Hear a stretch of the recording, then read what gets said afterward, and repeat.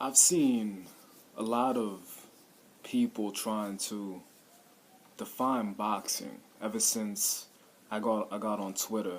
I created my Twitter solely for the purpose of boxing news and boxing opinions. Because outside of a few family members that I don't have too many friends who watch boxing. I have like maybe one who I can think of immediately who watches it consistently like I do. Who's a true boxing head. He even boxes himself actually. But other than that, most of my friends don't watch boxing. So I created my Twitter, and I keep up with like a lot of the YouTube boxing dudes because I rarely ever get to talk to people about it. And if you like look on Twitter and YouTube, when people try to talk about boxing and try to define boxing and what boxing is, that's the go-to definition, even though it's not really a definition, is hit and not get hit. That's like the cliche go-to right away. You ask somebody, what's boxing? Hit and don't get hit.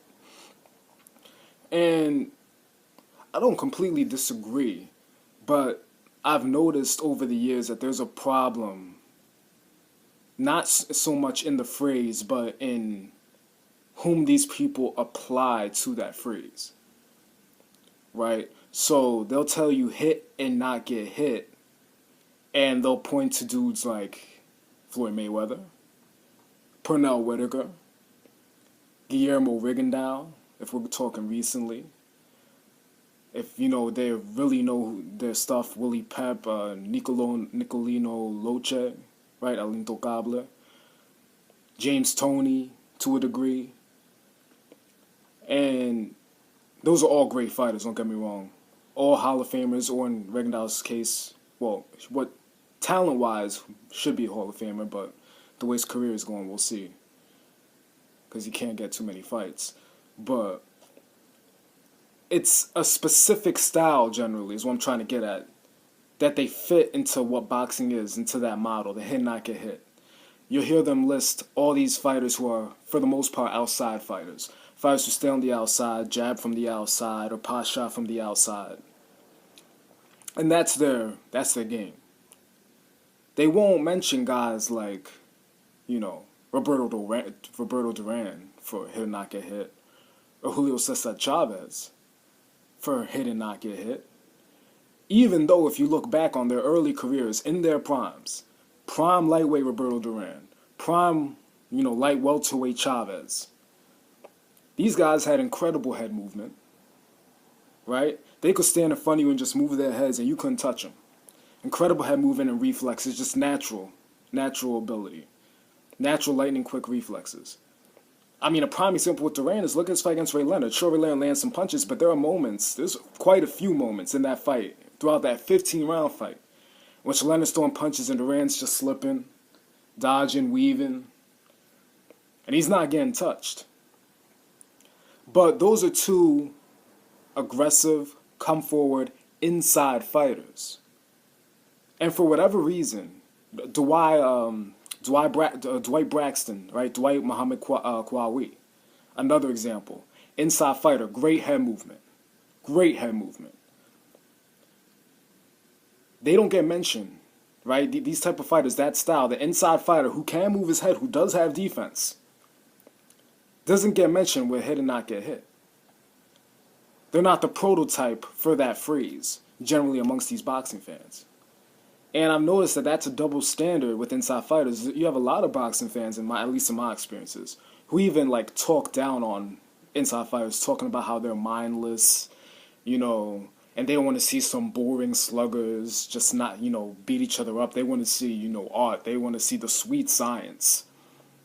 But boxing can't be, confined to one style. Boxing is a sport of many styles. It's multifaceted. There's inside fighters, there's mid-range fighters, there's outside fighters. All these styles are effective. You can find fighters who have been champions, who have very successful careers of each style. It bothers me when you have these people who just try to act like boxing, is Floyd Mayweather, that style. It is Willie Pep and Pernell Whitaker. And that anything else is just subpar. Because that's not the case. those are great fights, don't get me wrong. Obviously, Floyd's never been beaten. Purnell, really, most of his losses came at the end of his career. There was one bogus one when he was still in his prime, and that he didn't lose that fight. I forget the guy. I remember it was a Latino guy. I think it was Jose Luis Ramirez. I think that they gave him the fight. Pernell Whitaker did not lose that fight. Pernell Whitaker also beat Chavez, but that's a different story.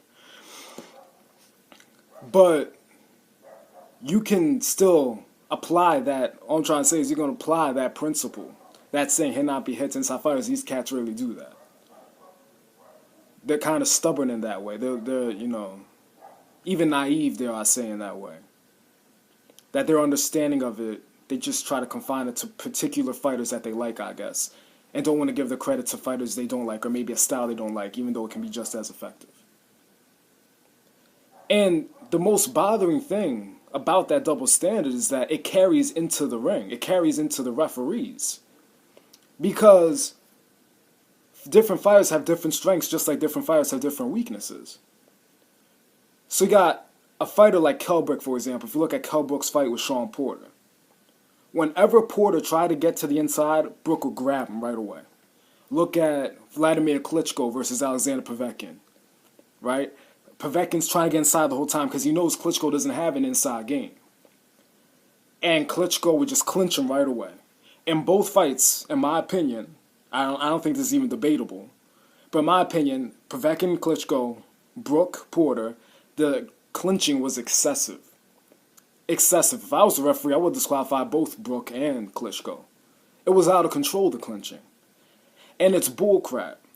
It's a bullcrap double standard because if I'm a guy who's slow-footed, who has trouble hitting a moving target, if you're Floyd Mayweather, if you're Pernell Whitaker, if you're whomever, Muhammad Ali dancing around the ring, there's nothing I can do to stop you. The ref is never going to say, hey, stop moving around the ring and, stand in front of him and trade. You can't do that. So you get to use your strength, right, your advantage throughout the entire fight without me being able to do anything about it, unless hopefully I can catch up to you and land a lucky shot. But the ref isn't going to stop you. The ref isn't going to have any type of role in your success or your failure. But if I'm an inside fighter, and this is more so now than it was back then, and my strength is inside, and I know you don't have an inside game, but as soon as I get inside, you're allowed to clinch me every single time, you got a get out of jail free card. Because your weakness, the ref is allowing you to get away with. He's not allowing you, like the other guy, to just keep the other guy who allows to dance around the ring, and the fighter who can't defense that, has no answer for that, who just has to deal with it. You don't have to deal with not having an inside game because you can clinch. I've heard some people try to say clinching is part of boxing. It's not, folks. Clinching is not part of boxing. Clinching you're allowed to use, particularly when you're hurt. You can grab from time to time, but it's not a part of your game. It should not be a part of your strategy. That's what people lose me when they talk about maybe Bernard Hopkins using clinching as a strategy, or Andre Ward using clinching as a strategy, and Andre Ward doesn't do it to the extent that Bernard does now later in his career. To me, that's bullcrap, and I love both those fighters. I'm a huge fan of Hopkins. I really like Ward. He says a lot of stupid stuff, but I really like Ward. But clinching is not part of the sport. It's just not. In my opinion, it shouldn't be allowed. If it's excessive, that's against the rules. Referees have taken points away in fights for excessive clinching.